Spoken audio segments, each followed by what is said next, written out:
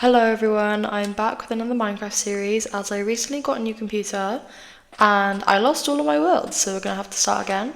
I am doing a voiceover as I did record audio and it keeps happening, but I keep losing the audio, so I'm having to do voiceovers. So I hope you enjoy. As you can see here, I am chopping some wood to get some tree. Wait, that's not, no. Meant to say I was chopping some wood to make a crafting table, but instead I was chopping wood to make some trees. Anyway, here is me actually making the crafting table. As you can see, I'm making some sticks to make a pickaxe because I want to get some stone. Here's me mining some stone. I feel like I'm making a David Attenborough documentary. Anyways, I found some coal, which is great because I need torches. Was mining it, cut that out because mining stuff is really boring. So yeah. And once again, I am mining more stone because I got bored. At this point, I was kind of just running around looking for iron, as I know in this weird biome sometimes like iron is on the surface, so I thought I'd try my luck. Speeding this up just because of how long this clip is. I thought it would be 2 pieces of coal. It was like 20. As you can see, I'm back to the crafting table, but this time to make what's it called? A pickaxe and an axe. I forgot the word. As you can see, I'm using my last remaining brain cells from that of Mice and Man exam, and I am chopping down wood. But on a serious note, I think I smashed that exam. Like, I did so well. Not to, like, be really cocky, but there's no way I didn't get below an A. If you couldn't tell, I was being sarcastic. There's no way I got an A. Anyways, got a bit sidetracked. I tend to do that a lot. I'm now going through the jungle and getting a food source because I'm kind of low on health, so melons is my go-to. Got 2 stacks, so it should last me a while, but I don't know. Anyways, as I'm doing absolutely nothing interesting on the screen, I'm going to tell you about my exam I had today. So, I live in Wales, which means our exam thing is WJEC, and the exam paper was of Mice and Men. The first question was, how is crux presented in this extract? And so I think I did a pretty good job of explaining it. I went into a lot of depth about racism in the 1930s, where it's set, so I think I've done pretty well on that question. I'd definitely go into more detail, but we'd probably be sat here for about an hour, and I don't think any of you want to listen to me yap for that long. Just giving a little context before we get on to the next bit. If you hear a lot of grass breaking, I was frantically trying to get a parrot, so ignore that. Now, the next question is an essay question, and you get to choose between which one you want to do. The first one you could choose from was, how is the character Curly presented to kind of show you what life was like in America in the 1930s. Didn't really know how to do that one. I've never really studied Curly a lot. Like, he hasn't come up in an exam, past paper, or like present exam for the longest time. So I didn't do that one. Instead I did this one, which was, can kindness be shown in the characters? Like, for example, do you think the characters can show kindness, etc.? And I said yes. This exam was in total 2 hours long, and I think I spent like half of the time just doing that one question.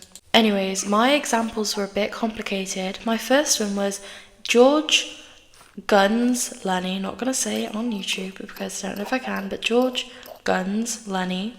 And even though it may be seen as a violent thing, he does it out of the kindness of his heart because he knows if anyone captures Lenny, he's probably going to suffer far more painful things. So it's in the kindness of his heart to do that to Lenny. And before he guns Lenny, he lets him talk about their biggest dream, which is obviously for him to tend the rabbits on the farm that they're going to have. Now, my second paragraph is that Lenny doesn't recognise his own strength, so obviously when the animals that he has with him dies, he doesn't understand why, because he doesn't realise how hard he's petting them.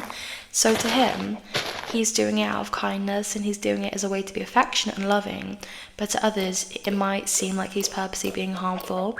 He just does not realise his own strength because he has a lot of mental disabilities. My third point was that Curly's wife is seen as provocative and trouble.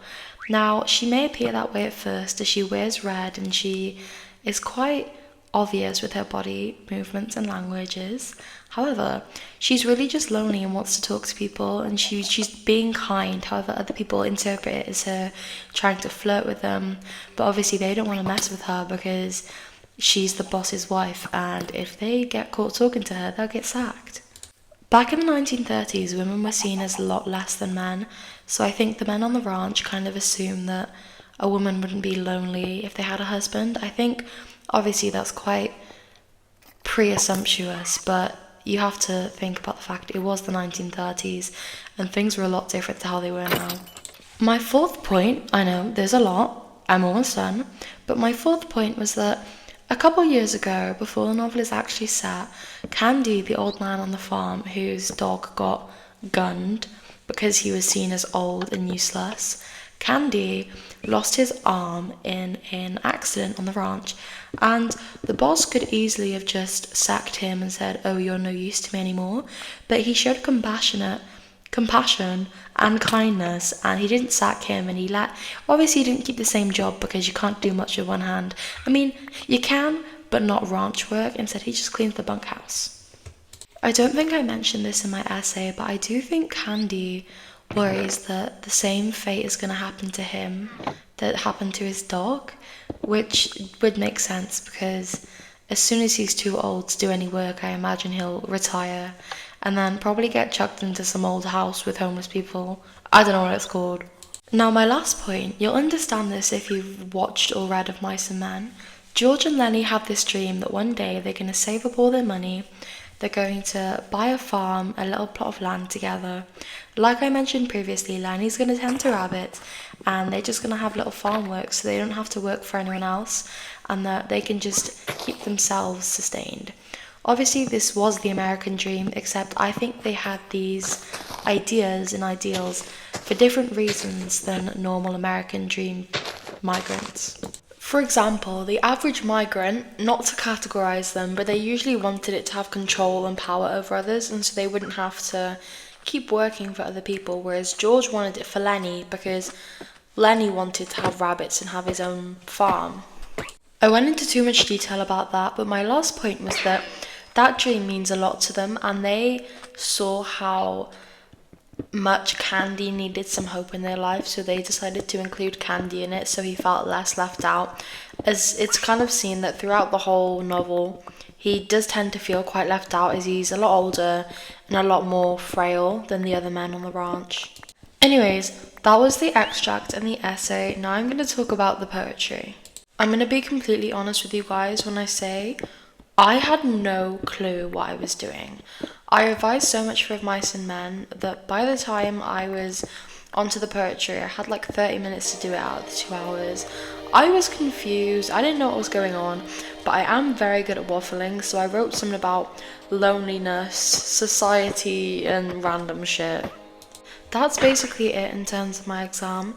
It was my first exam ever, so it was really nerve-wracking. I think I was meant to sit a Welsh exam a couple of weeks ago, but I moved schools, so I wasn't entered for it in time, which is good because I hate Welsh. I don't really enjoy school subjects, but I do really like English, so for the past week I've done nothing but revise all day every day. Like, I genuinely spent more time doing schoolwork than on my phone or sleeping. Like, I took this fully seriously. Like, I am committed to getting an A. Would just like to add, I did not kill my parrot on purpose. I tend to have a curse of killing parrots. Like, I'm fine if I have any other animal in Minecraft, but with parrots, they always die. Like, right, I swear this was an accident. I was in a Minecraft server with my mates, and I tried eating a cookie in front of a parrot. And I was like, why am I not eating? And then all of a sudden, my parrot died, and I was thinking to myself, how has this parrot died? So I googled it, and I realized I fed that carrot. I fed that parrot a cookie and I killed it. I have my next exam on Monday, which is literally a week today. It's on Inspector Calls and Heroes. But the only thing is I joined the school after they finished Inspector Calls, so I'm kind of screwed for that exam, but I can resit it at a later date, so it's going to be fine. But still, it's like I have no time to revise for 2 whole books. What am I even going to write about? My cat is currently sat on my desk, so I had to move him to the side so I could actually use my computer to keep editing this.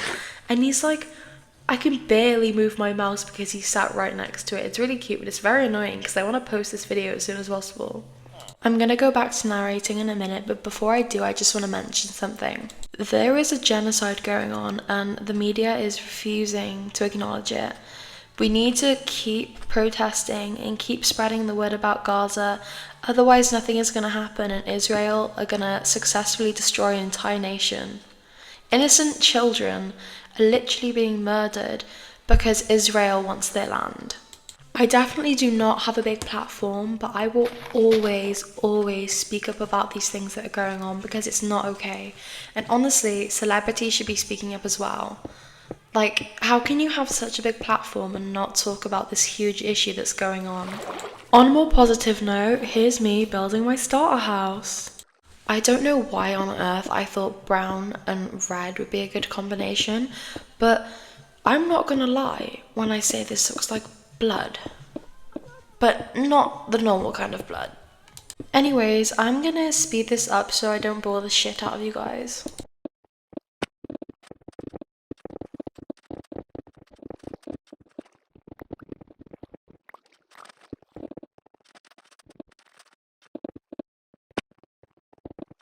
Now I'm making a second chest just so I can fit all my stuff in it, as I have way too many belongings. I'm gonna end the video here for today just because I want to go and play Fortnite because I haven't played in 2 days because revision is killing me. And I promised my mate I'd play with him, so we're gonna go do that. Thank you guys for watching and bye! See you next time!